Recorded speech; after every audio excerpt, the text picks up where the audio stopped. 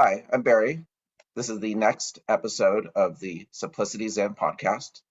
This is a series that I'm calling the Zen Lamp, where I chronicle various contemporary Zen teachers and longtime practitioners. Today, I'm delighted and honored to have Henry Shukman with us. He's the spiritual director of Mountain Cloud Zen Center. Thank you, Henry, so much for coming. Thanks for having me. Yeah, Henry is the author of One Blade of Grass. Do I have that right? Yeah. Yeah, I always get confused of single blade of grass or one blade of grass.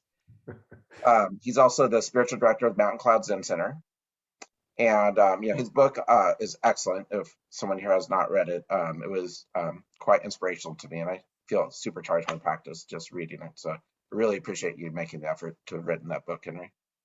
Thanks very much. I'm really glad to hear it, because that was my deepest hope, was that it would precisely, be some kind of inspiration for people's practice. So it's great to hear.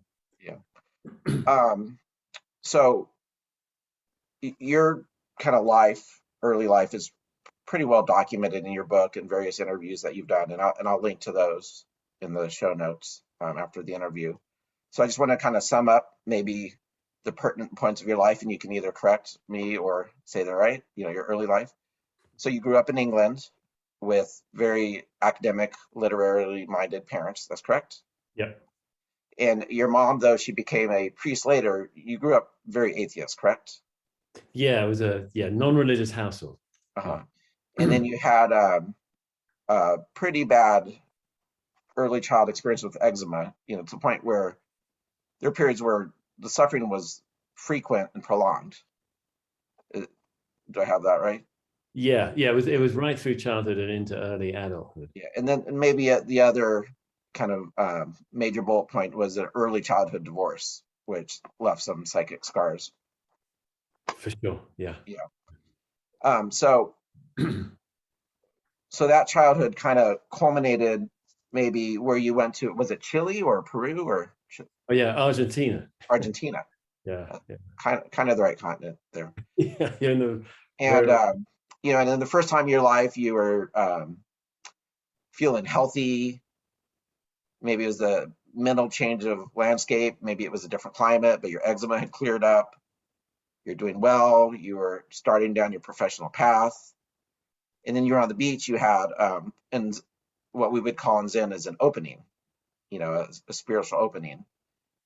And that it, not having, having any sort of theoretical framework for that. It was just a bizarre experience. You didn't really, you couldn't integrate it because you didn't know what it was or where it came from, but it was just notable, which kind of maybe precipitated a degree of dark night of soul experiences when you got back to England and your eczema returned. And at that point, you found Transcendental meditation, which seemed to kind of did some healing from a central nervous standpoint. Is that correct? Yes, all right on. Yeah. Would you say there's any other major early childhood bullet points that I missed, or early teenage Chinese bullet points? No, I don't think so. I think that's a good summary. Thank you. Yeah. Is it weird hearing someone talk about your life like that? Well, no, actually, because you got it so well that it was actually somehow felt a kind of affirmative in some way. So I'm curious. So the Transcendental meditation, that was, in some ways life changing for you. There's two things I wanted to touch on there. Is one, if I remember from your books, or maybe it was one of your interviews, you said you didn't connect the Transcendental meditation at all to the awakening experience on the beach.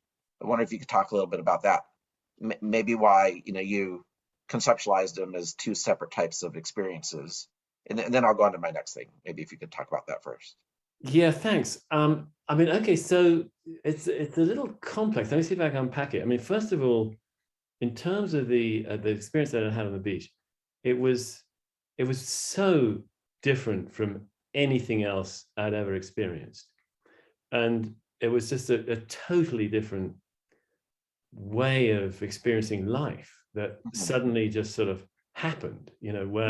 Whereby I just wasn't separate from anything, and it was so that was that was a really startling thing that felt like a discovery. It didn't feel like, oh, I just had this interesting experience. It felt like, oh my God, I've seen the truth. That's what this is what's really going on, is what it felt like. So, and then, the experience sort of had a lovely kind of afterglow, but then at a certain point, clearly it was over. And then not only was it over, but I had a really hard time on re-entry to my kind of ordinary life back home. I think in some ways, because of that experience, it had opened me up so much that when I went home, I was able to connect with how miserable I'd actually been. Yeah, the contrast. Yeah, the contrast, but also it's like I was open for the first time. So in a way, I had never been able to really acknowledge as a child, how much unhappiness I was living.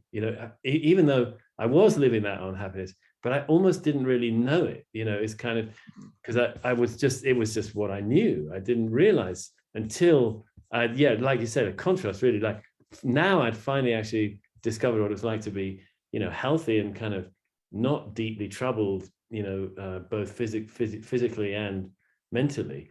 And so then when I came home, it was oh my God, all my life, up until now, I've been actually really unhappy, and I stepped back into the circumstances where that unhappiness happened, and I was kind of overwhelmed by it, and so it was very difficult and intense, but clearly really put an end to sort of close the experience that had opened on the beach, thoroughly.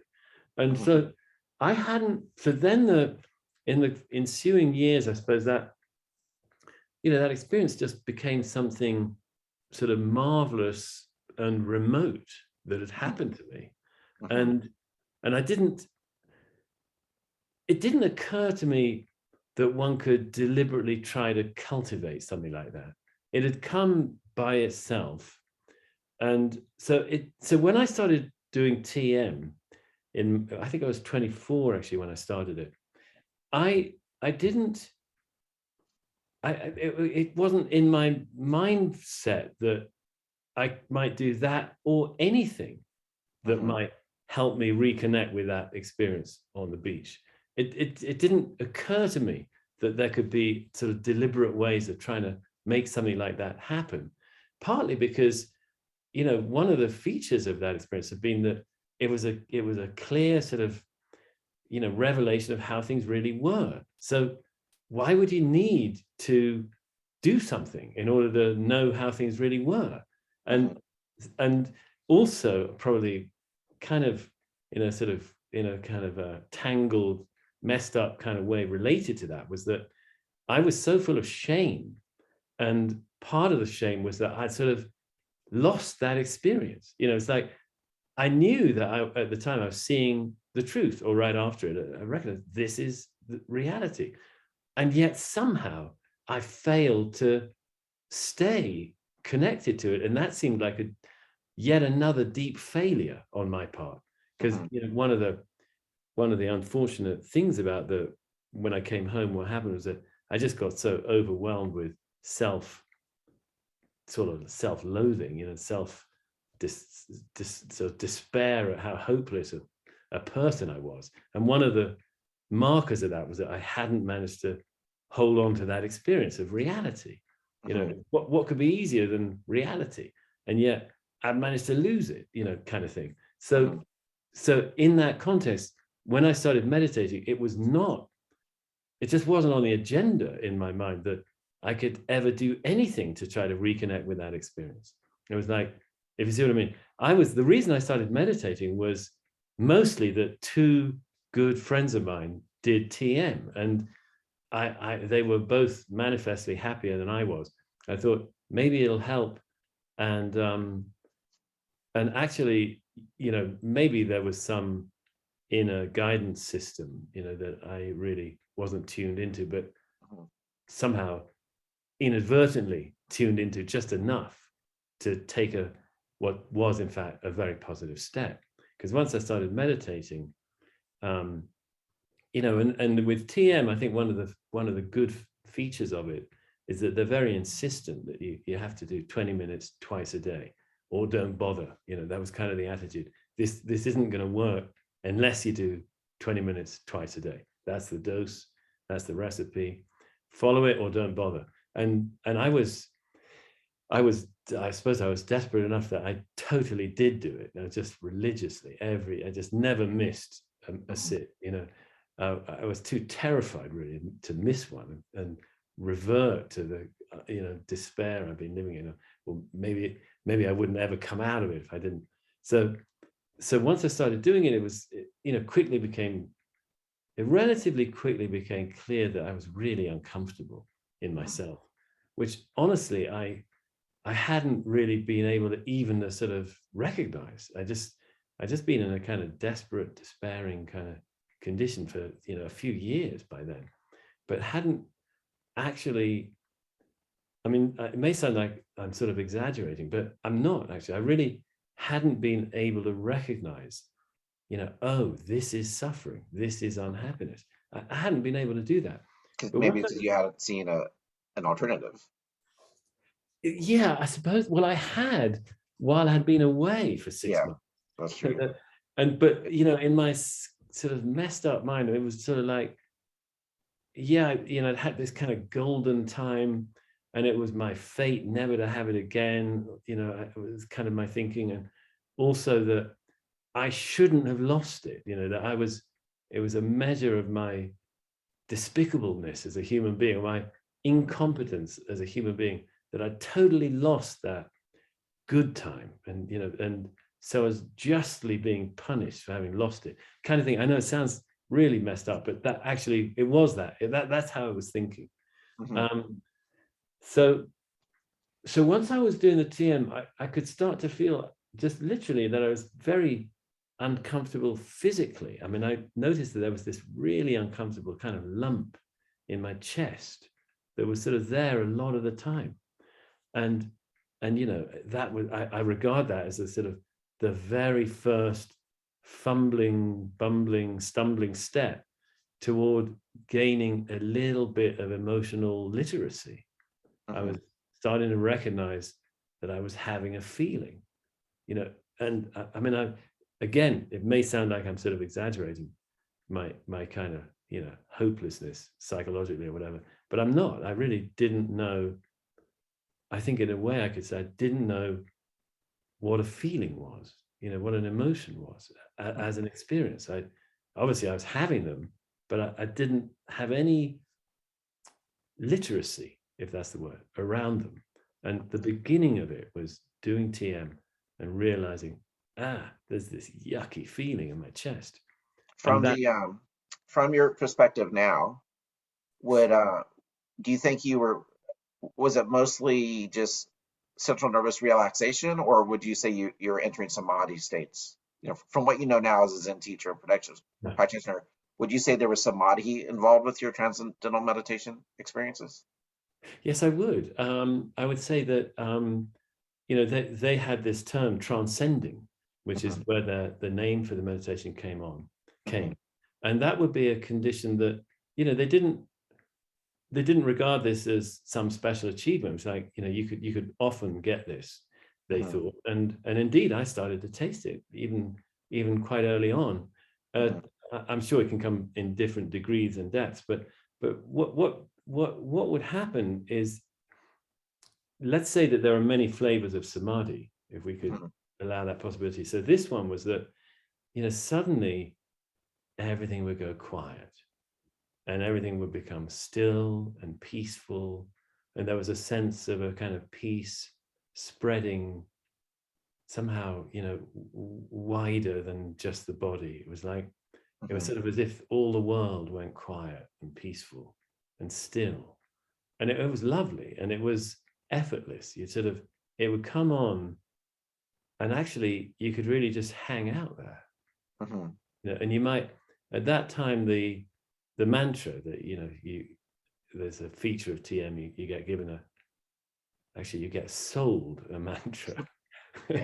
Actually, I only, one thing I have to, didn't have a lot of money back then. I was a graduate student actually right then, but they had an offer 90% off if you're a graduate student, and that also was one reason I jumped onto it.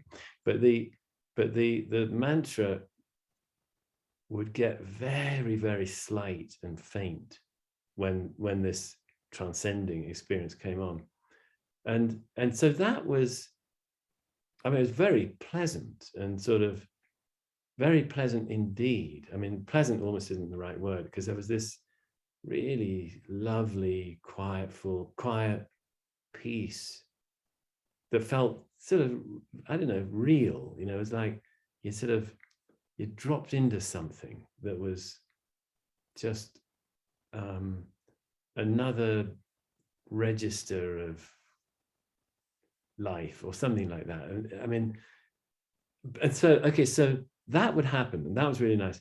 But that was just nothing like what I'd experienced on the beach. It didn't occur to me that they were in the same territory, because they weren't at all. This was a really lovely experience of quiet and peace and calm. Maybe samatha, yeah. Samatha. sorry, yeah. Well, they talk about a samatha practice, which is, which can bring on this calm, and typically that would be following the breath, actually. Samatha and then samadhi is different again. As you know, samadhi are different states of absorption, of concentration, not concentration, obviously, in our Western sense of just focusing on something, but of unification. They sometimes, the idea in samadhi is one-pointedness, and sometimes people think that means pointing their attention on one thing, but actually it doesn't. It's a wholeness. It's one of the analogies is that the sluice gates have been closed, and so you haven't got lots of streams of distraction running out. You're whole, gathered together into sort of oneness of mind. It's not an experience of seeing you and the world of one. It's just being very centered and gathered together and whole. And it's lovely, and it's very good for us, I think, to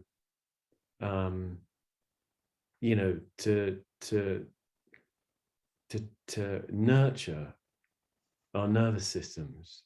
I mean, they love it. They love going into samadhi, and they really get a refresher and a restoration. Yeah. Well, so I have some friends who do transcendental meditation, and they're very excited about it. They do it daily. They've done it for, in some cases, decades. And it clearly has a healing and calming benefit on their lives. But interestingly, I never hear things in terms of awakening or transcending the self. Even it's more how to bring comfort to this view of reality I already have, as opposed to seeing maybe that this reality that I have is not as solid and as real as I thought it was. And I'm curious, and where Zazen can bring about that transformation in someone's life. So I'm curious what you think the difference is. Do you think it's intention? Maybe is the difference. Do you think it's a technique difference? What compare and contrast Zazen in all its various flavors with TM. Why does one lead to, or maybe potentially lead to, awakening, and where TM doesn't really seem to have that component? What do you think the difference is there? Yeah, well, look, I would right off the bat, I'd say that I think there are sort of further reaches of TM. I think there's a kind of TM that they did for the masses, which is what I was doing, and I don't know whether your friends are doing that.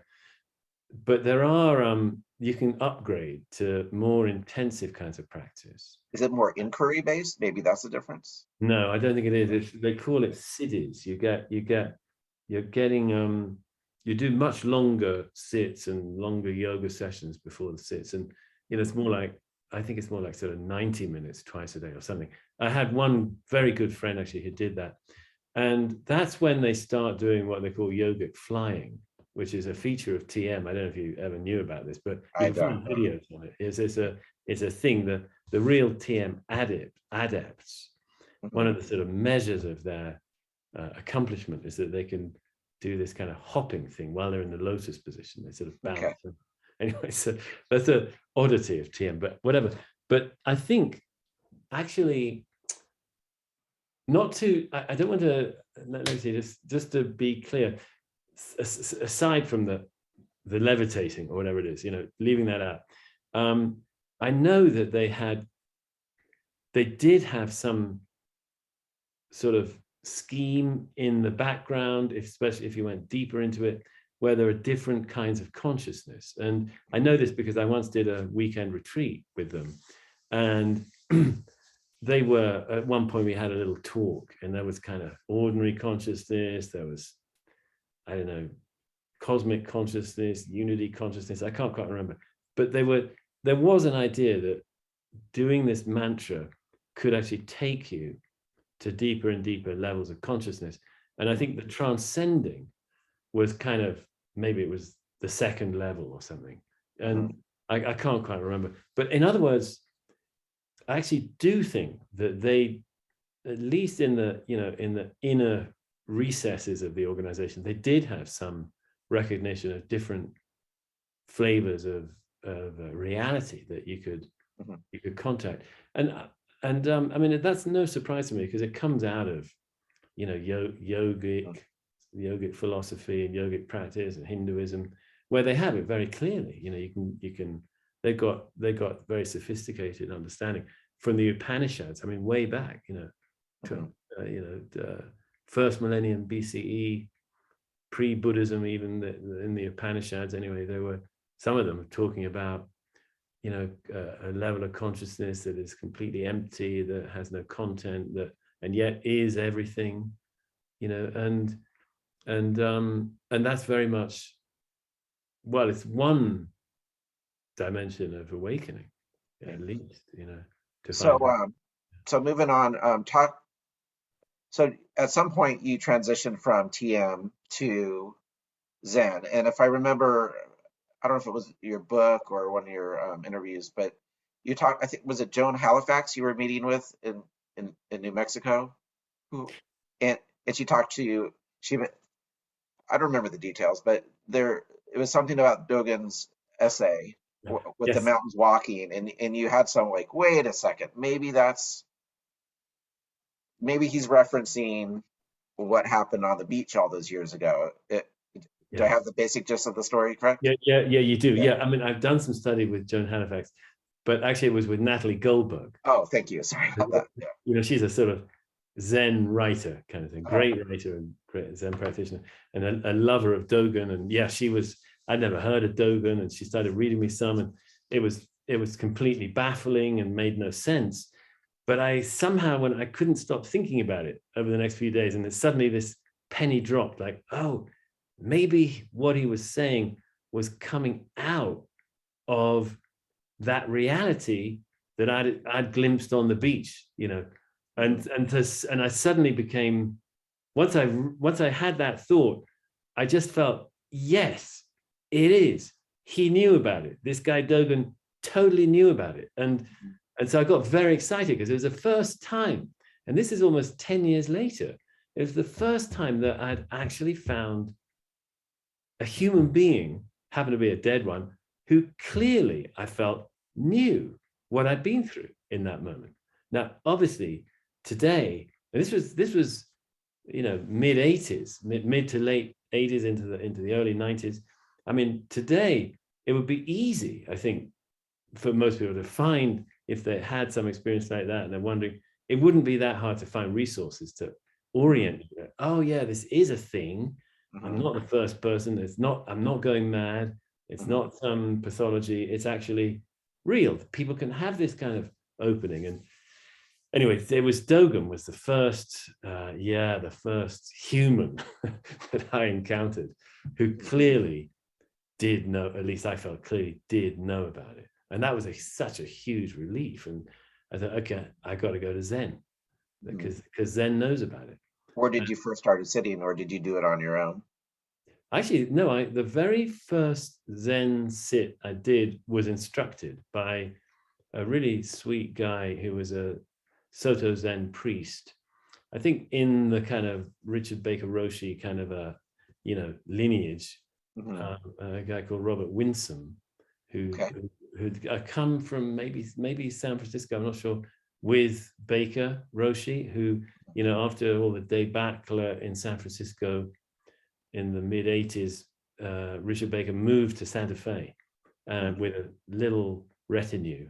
And this, I think that I've got this right. And Robert Winsome was one of them. And he was living here. And, I was in Santa Fe for the first time, by the way, back then, age 28 or 29. And as soon as I said, I want to do Zen, Natalie, my friend, said, well, okay, I'll make a call. And she sort of connected me with this guy, Robert, and I rode my bike up to a little Zen temple, tiny little Zen room, really, Zendo in town. And he just taught me how to do Zazen, and the posture. Posture was probably the biggest thing that was new, because in TM, they just wanted you to kind of sit upright-ish. They didn't have such an emphasis on posture, at least at the level that I was doing it. Maybe they did higher up the game plan if you went further. But with Zen, it was like, yeah, it mattered. Be in this good posture, and we just did breath counting, and it was so simple. And I right off the bat, I felt, wow, there's something here. There's some way of meeting reality here. In a different way than you experienced with TM. Yeah, for sure. It was so kind of raw, there was no addition of anything. It was just you sitting there breathing and the wall in front of you. And there was something, right away I was kind of hooked, because I just got this sense of meeting reality, meeting the experience of this moment in some unfiltered way. And I switched. I just switched, and I brought the same slightly, maybe slightly sort of desperate dedication to it. Just did it every day. So in your book, you talk about visiting different Zen centers and trying it. And would it be fair to say that you had a hard time finding kind of your Sangha home, because they seem too institutionalized for your subjective tastes and maybe too religious? And then you found your teacher, was it John Gaynor in UK? And he was in the Sanbo Zen lineage, and that was just a bunch of lay people practicing together, and it seemed very naturalistic and unpretentious and non-affected, and that just felt like home to you. Is that correct? Yes, that's right. Okay. And I may use those slightly negative adjectives, but I wouldn't do that now, because I just think there's different ways of doing it. And what suited me was a really one where the cultural trappings were very low level, where it was, John would sit in a fleece. He wouldn't, and jeans. There was just nothing fancy, no robes. Yeah, there'd be a simple little altar, true, with a candle and a stick of incense and maybe a Buddha figure, but maybe sometimes just a kind of something, a little picture or something, not much. And whatever there was, it was small and unobtrusive. And we did bow. We'd bow to the seat and to the Sangha, and we'd do prostrations to the altar at certain times, like before a talk. It's true, we did all that, but it was sort of, somehow even that felt less. In the Zendos that I went to, the Zen centers and even monasteries, a couple of them, that, of course, why wouldn't there be? But there was this extra level of sort of strictness, severity, and I always felt there was some sort of fear in the air. That may just have been me. And I certainly did have times, actually, I have to qualify that. There were times when I did feel, actually, there was love in the air as well in these more formal settings. But still, when I got to this center in Oxford, UK, town I grew up in, actually, it was just felt much more natural. And John was a particularly clear and deep. Did you do koans right away? I think he pretty quickly gave me Mu, the first koan, to sit with. Did that change the texture and feeling of your zazen? Oh, and hugely, because suddenly I felt I'd really found the path. Having done, I'd done a number of Zen retreats, session by then, and I'd gone. I'd actually, another teacher had sort of given me Mu at some point, but somehow I didn't really have a stable ongoing relationship with that teacher, actually.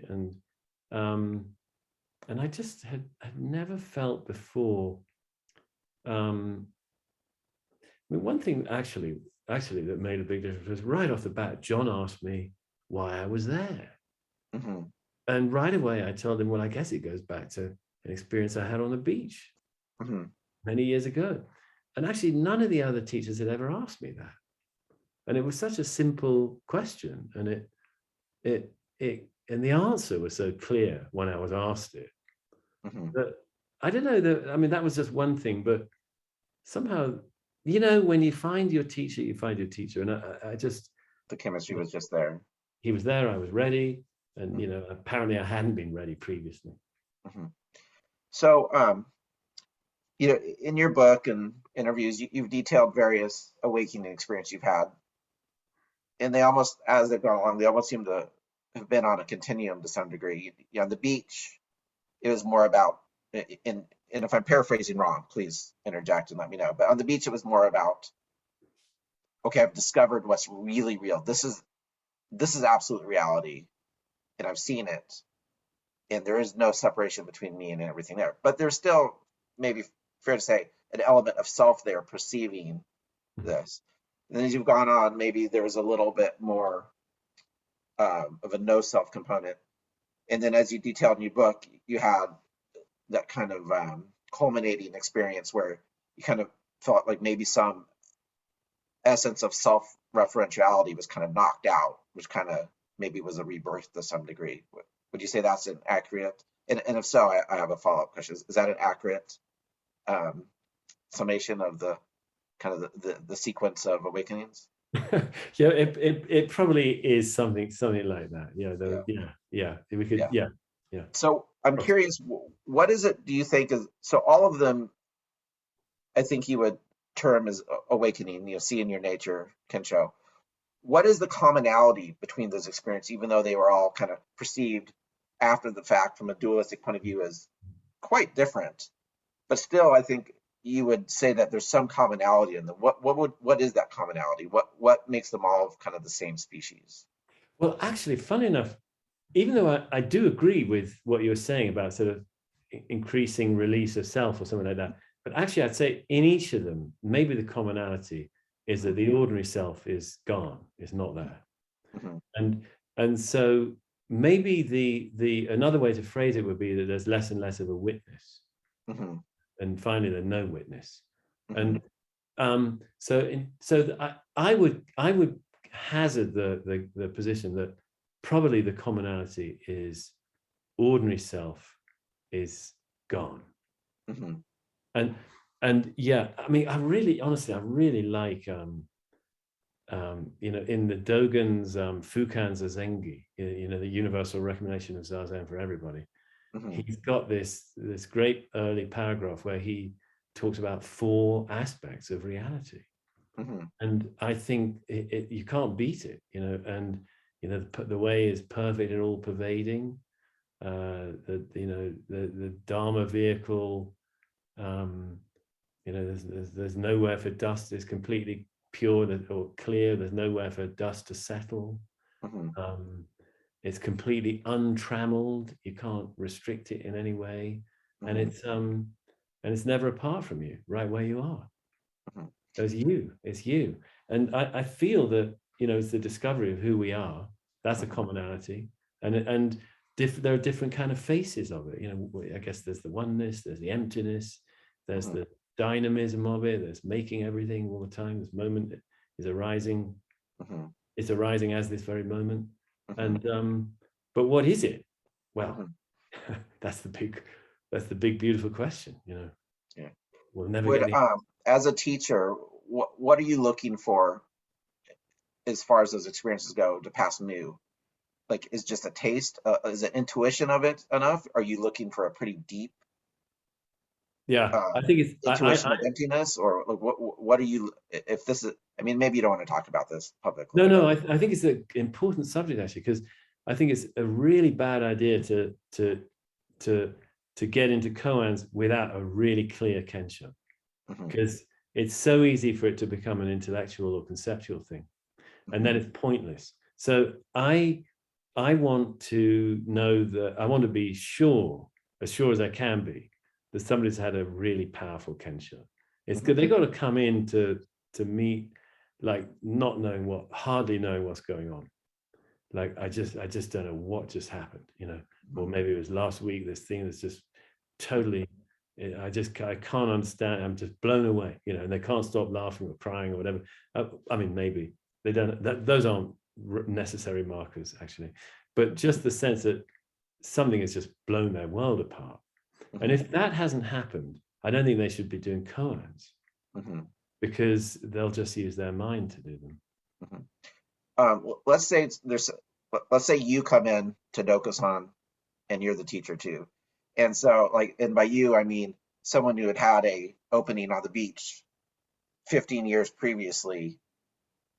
Do you use that to help them pass mu, or do you want them to start afresh with the, you know? Yeah, it's got to be fresh here and now. Why is that? Oh, because the point of the koans is to open what's already open wider. You can't work if it happened 15 years ago. It's a memory, maybe a very important memory. It may have shifted your view of things, but it won't have really. You'll be back in the driving seat. You know. Yeah. So you got to have a fresh opening, a fresh awakening, because you can't do the work with the koans otherwise. You're just working off memory, and which is another thought, you know. So I think it's relatively few people, actually, who are a good fit for koans. I mean, but on the other hand, there's different things you can do with koans. Yeah, I don't think you can. I mean, to go through the formal koan training has got to be, you know, that's for awakening, and that's for the rare birds that are the right kind. Because there's other ways to approach awakening. You know, it's not, koans aren't the only way. But on the other hand, actually, I think koans can be really useful for just sitting with, that people can have, like you're saying about samadhi, they can, just having a koan in the back of your mind, you might say it now and then, you know, what is this, or something, or who am I, or who's hearing, who's seeing, you know, simple little koans, short koans that can be really, they can reframe sitting practice, and give somehow give a kind of a context, a sort of almost like a refuge for our sitting as we're doing it, that can be really helpful. People have a sort of a deeper, calmer, more relaxing, and more sort of opening, releasing kind of a sit. So in other words, they can be very helpful and useful prior to kensho as well. I think they have a place for that. When you have a student that comes in that, say, maybe had a traumatic experience in their past, and there's still kind of some, you know, central nervous system dysfunction there, do you try to work with that before koans, or, you know, how do you approach that situation as a teacher? Well, it's yeah, there's a lot of different ways. I mean, I'd say that's a lot of people, you know. Yeah. And I'd say that, I mean, I feel these days that it is really good to have some grounding in kind of basic mindfulness, where, you know, we're more aware of present moment experience and can anchor in it, because that can be kind of soothing and calming and centering. And also we're a little more adept at untangling thought and feeling, thought and emotion, and not being overwhelmed. So we got more tools for becoming less overwhelmed when we're overwhelmed, if you see what I mean. And so I think that's really important, and that and I think to go straight into a koan might not be the most compassionate way to proceed, you know. So, you know, I've had friends and teachers over the years, some who, you know, so this whole cohort I would put in the category of really having kind of, you know, resolved the great matter and found like a deep, lasting peace in their lives, and you know, from you know, a existential point of view, you know. So within that cohort, some of them have had, you know, just a transformative opening experience where they feel that something just permanently was kind of knocked out from a self-referential point of view. And I've had other friends who say, I've never had that experience, you know, but they still seem to kind of be in the same space. Do you think they're fooling themselves? And if not, how does that work? You know, why do such disparate paths seem to bring you to the same place?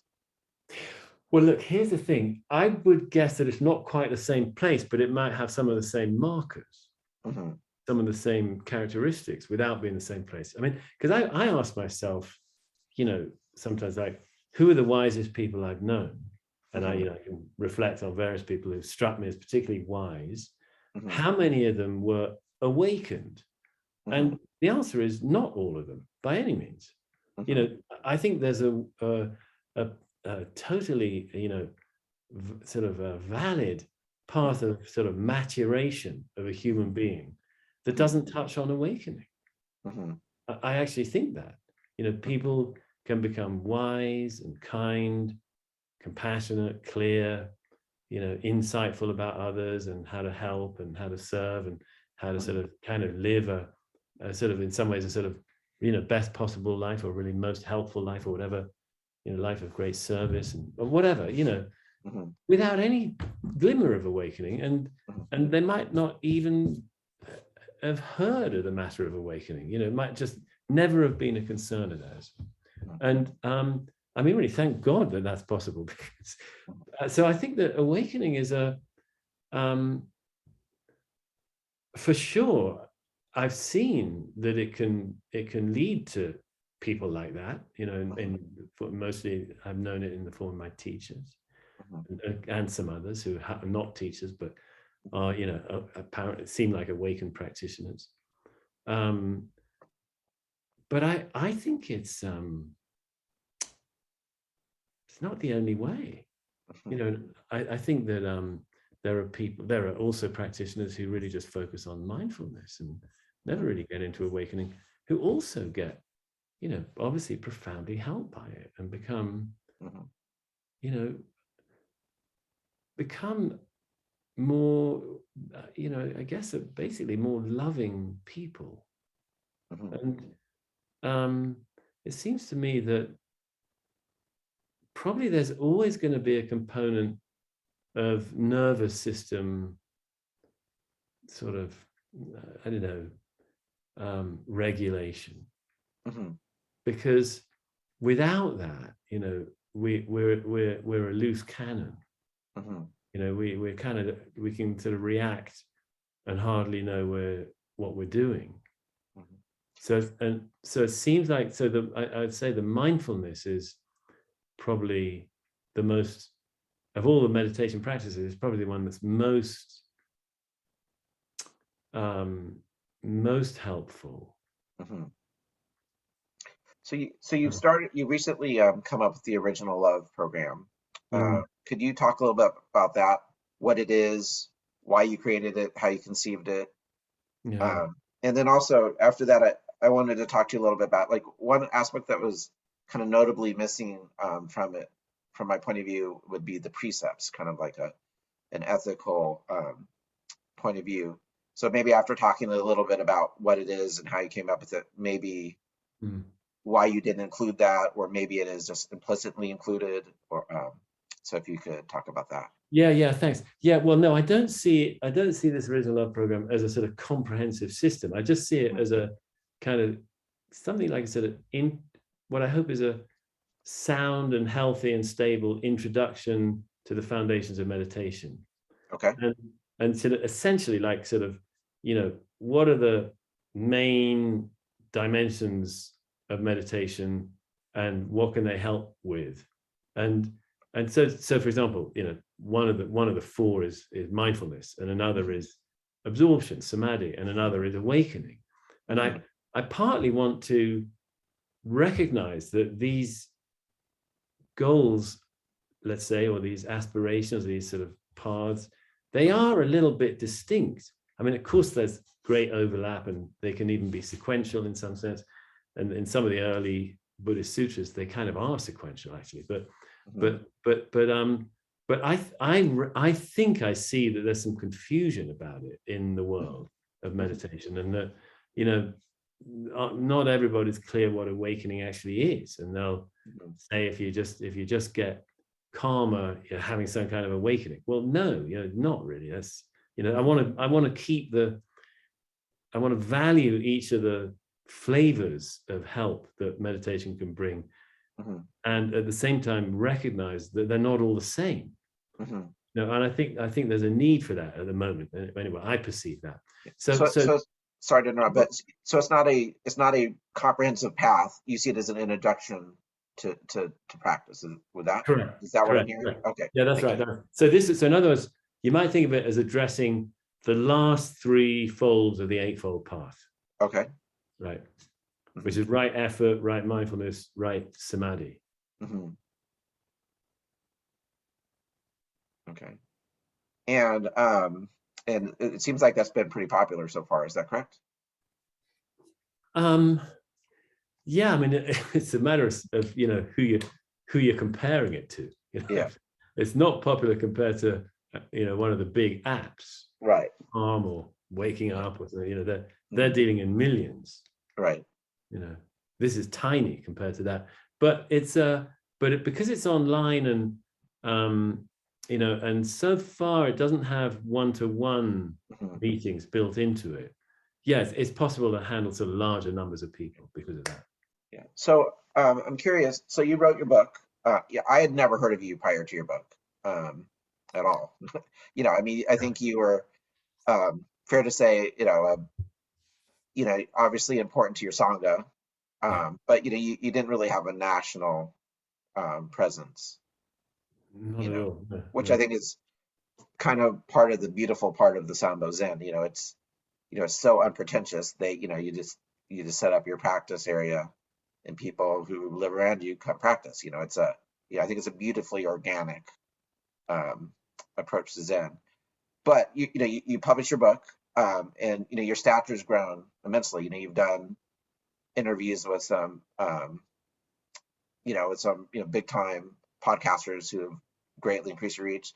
And I've gone to a couple of your your Thursday online stuff, and a lot of people come online to watch those. So I'm curious, like, from your perspective, were you surprised to see kind of the growth of your national profile? Have you welcomed it? Has it created challenges to your sangha? What's that process been like? Yeah, thanks for asking that.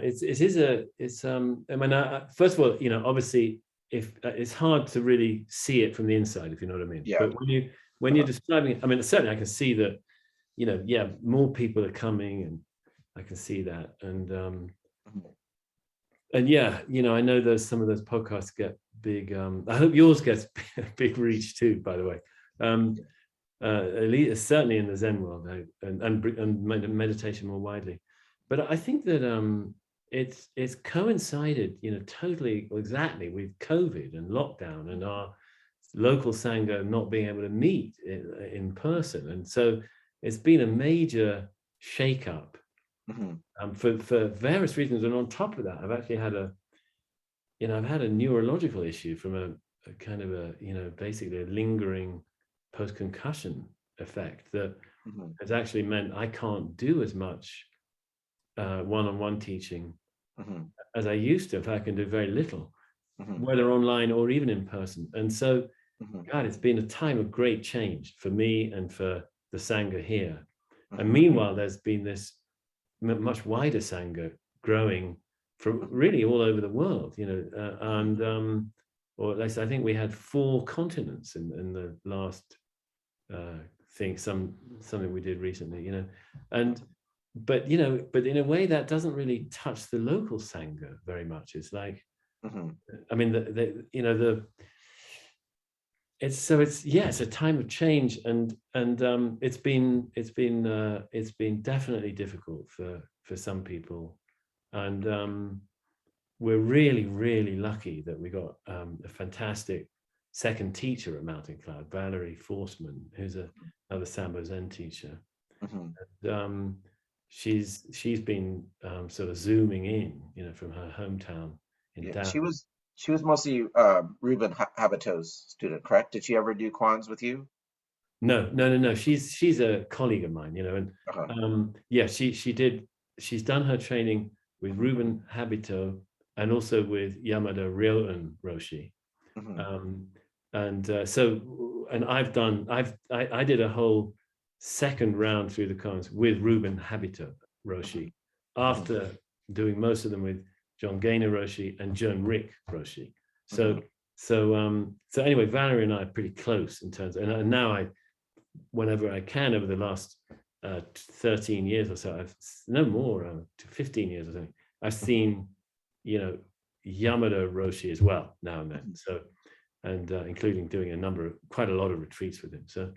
So Valerie and I are really on a very similar page, or maybe the same page, you know, in terms of how we handle things. And so it's great having her, and actually her partner is an assistant teacher in Sanbo Zen as well, Scott Thornton, and he's starting to help. And so, and we got a small number of senior students now who've been through all the Koans once. Right.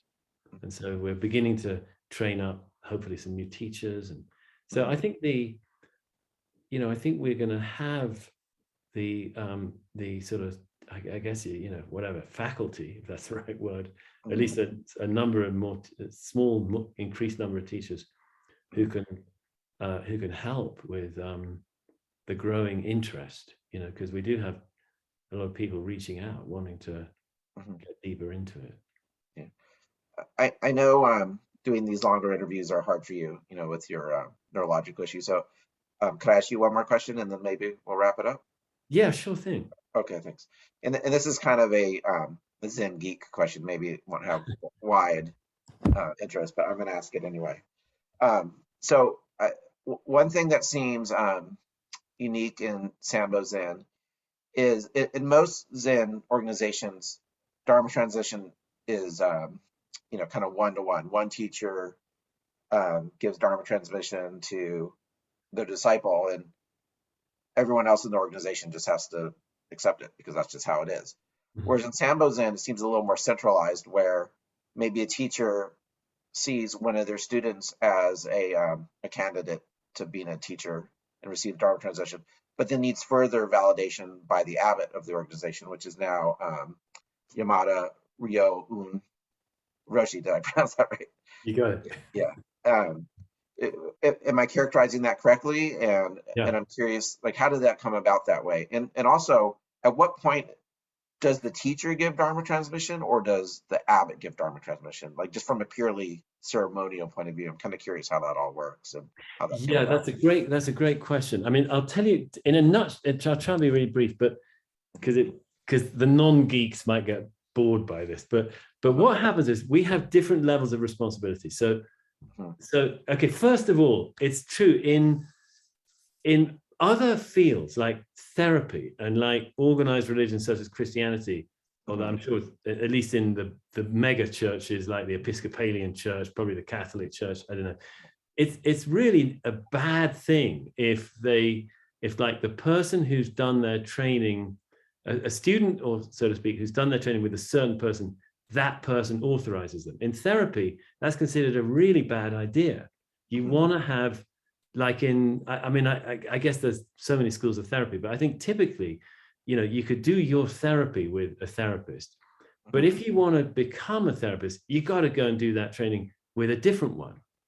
And because there's objectivity, and and there's a sort of, there's a less of a chance of just getting a really narrow kind of myopic style of therapy going, or something like, you see what I mean? And same thing, I know, like if someone wants to be a priest, they've got their local, they may have done a lot of spiritual development with their local parish priest or something, but there's no way that priest could authorize them. They got to go to the seminary.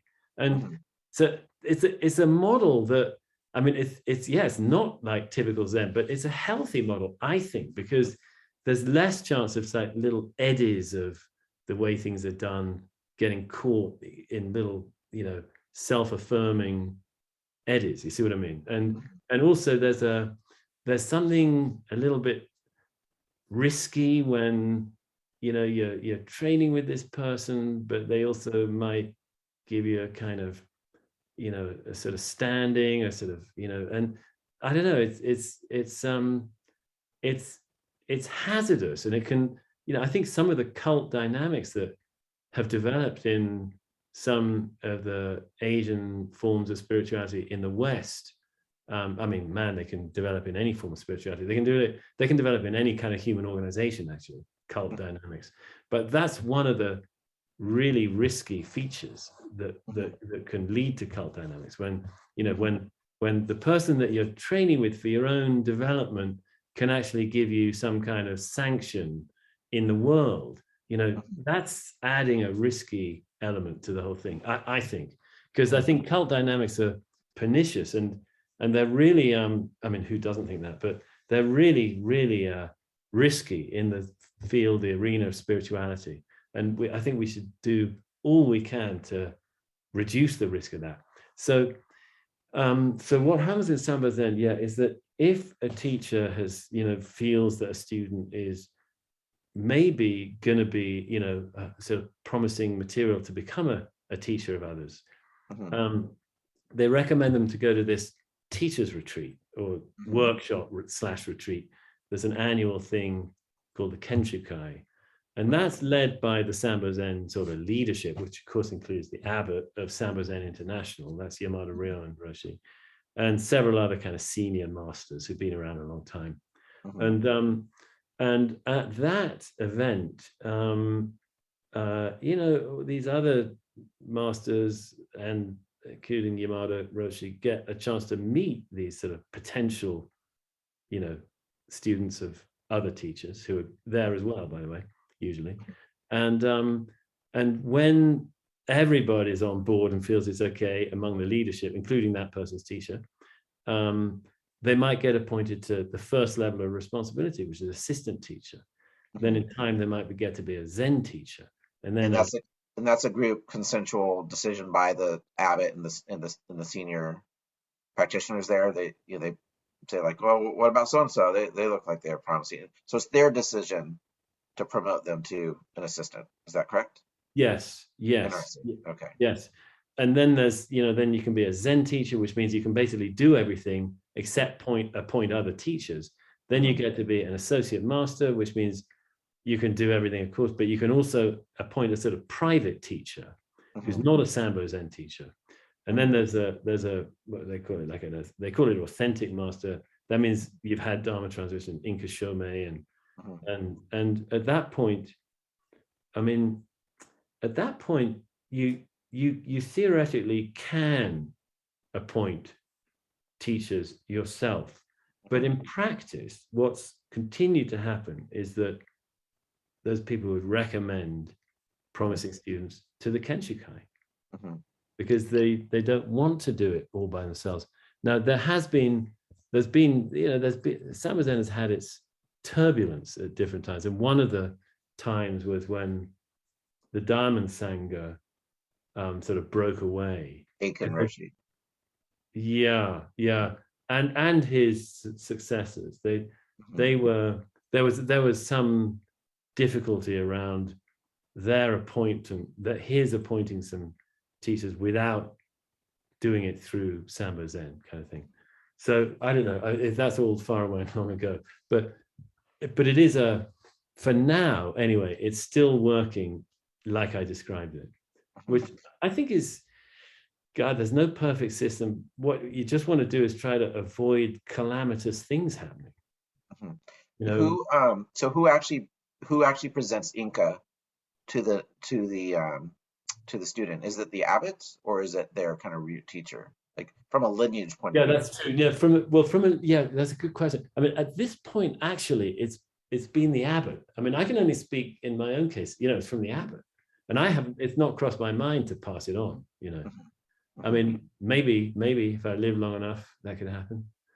Yeah. But and who knows what form Sanbo Zen will be in then? But assuming it carries on, I wouldn't want to do it without some consent from the other folks. You know. Okay. Well, I want to respect. I know it's hard for you to do these interviews, so why don't we end here? And then if you ever want to do it again, I have a million questions I'd want to ask. But let's kind of wrap it up. I just want to really thank you for coming. I have tremendous respect for you, and I really appreciate you taking the time to talk with us today. Well, not at all. Not at all. I feel the same way, Barry. Thank you very much. And Okay. yeah, hope it's some help, and let's be in touch. Okay, great. Okay. Thank you so much. Bye.